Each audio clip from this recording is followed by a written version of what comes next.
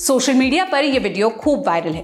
कुछ बच्चे कंधे पर एयरटेल, वोडाफोन और जियो की तख्तियां लादे दिख रहे हैं। कुछ दूर चलने के बाद वो इन कंपनी की तख्तियों को एक गड्ढे में गाड़ देते हैं और बीएसएनएल की तख्ती डाले बच्चे को कांधे पर उठाकर नाचते गाते नजर आ रहे हैं। इसके बाद एक अपील लिखी है, बीएसएनएल में स्विच करो।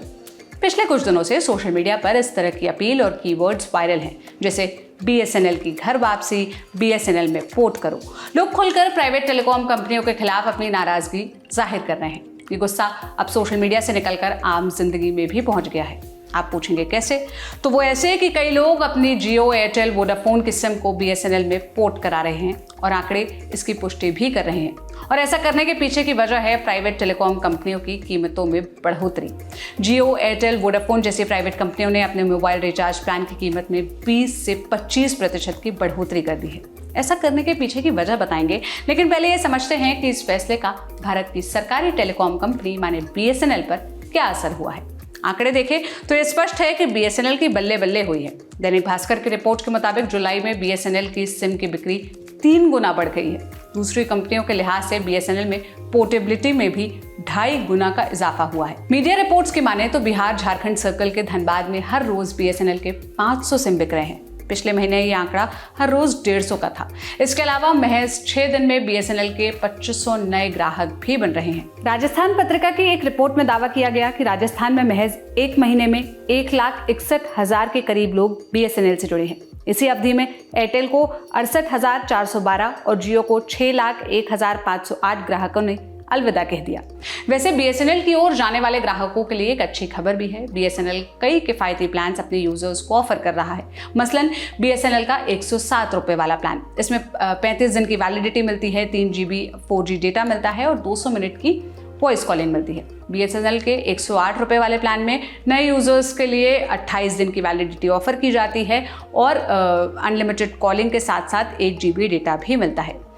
बीएसएनएल के 197 वाले प्लान में 70 दिन की वैलिडिटी मिलती है, 2 GB 4G डेटा मिलता है, अनलिमिटेड कॉलिंग और पहले 18 दिनों के लिए रोज 100 SMS करने का ऑफर मिलता है। बीएसएनएल के 199 यानी 199 वाले प्लान में 70 दिनों की वैलिडिटी मिलती है, अनलिमिटेड कॉलिंग मिलती है और 2 GB डेटा मिलता है। बीएसएनएल के 397 वाले प्लान में 150 दिनों की वैलिडिटी मिलती है, 30 दिनों के लिए अनलिमिटेड कॉलिंग मिलती है और 2 GB 4G डेटा मिलता है।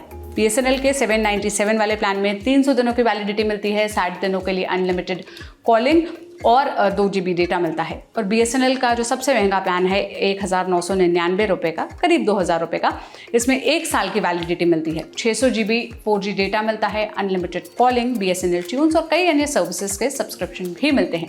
हालांकि ये ध्यान रहे कि अलग अलग राज्यों और इलाकों में इन प्लान्स की कीमतों में थोड़ा बहुत अंतर हो सकता है, लेकिन इस सब फायदे के बीच एक नुकसान है जो बड़ा नुकसान है। जियो, एयरटेल जैसी टेलीकॉम कंपनियां पूरे देश में 5G सर्विस देती हैं, जबकि बीएसएनएल सरकारी कंपनी होने के बावजूद अब भी 4G सर्विस पर ही रुकी हुई है। और 4G सर्विस भी अभी पूरे देश में नहीं बल्कि कुछ राज्यों में ही दी जा रही है। जो सरकार प्राइवेट कंपनियों को इजाजत देने और उनके लिए नियम कायदे बनाने का काम करती है, उसी की सर्विस और टेक्नोलॉजी बाकियों के मुकाबले इतनी स्लो क्यों है? ये सोचने वाली बात है। बाकी जाते जाते ये भी समझते जाइए कि आखिर प्राइवेट कंपनियों ने अचानक से अपने रिचार्ज प्लान की कीमतों में 20 से 25% की बढ़ोतरी क्यों की है। तीनों ही कंपनियों के प्लान्स की कीमतें बढ़ाने के पीछे ARPU को मुख्य कारण बताया जा रहा है। टैरिफ प्लान की कीमतें बढ़ाने से कंपनियों का एवरेज रेवेन्यू पर यूजर यानी ARPU बढ़ेगा। ARPU का मतलब है कि कंपनियां एक यूजर से जितनी कमाई करती हैं। अगर एकदम आसान भाषा में समझे तो कंपनियों का टारगेट है कि ARPU को 300 रुपये तक ले जाया जाए, यानी एक यूजर से कंपनी को 300 रुपये मिले। इससे पहले तीनों कंपनियों ने ARPU का टारगेट 200 रखा था, जो पिछले साल ही पूरा हो गया था, जिसके बाद अब इस साल कीमत में बढ़ोतरी की गई। आने वाले दिनों में जब 300 का टारगेट पूरा हो जाएगा तो दाम और बढ़ सकता है। तो अब जब लोग प्राइवेट कंपनियों के बढ़े हुए दामों के कारण वापस बीएसएनएल की तरफ बढ़ रहे हैं, तो इस सरकारी कंपनी के पास एक मौका है कि वो अच्छी सर्विस दे और यूजर्स का भरोसा जीत ले। आप इस मसले पर क्या कहना चाहते हैं, क्या राय रखते हैं, कमेंट में बताइएगा। मेरा नाम सोनल है। देश और दुनिया की तमाम खबरों के लिए लल्लन टॉप देखते रहिए। शुक्रिया।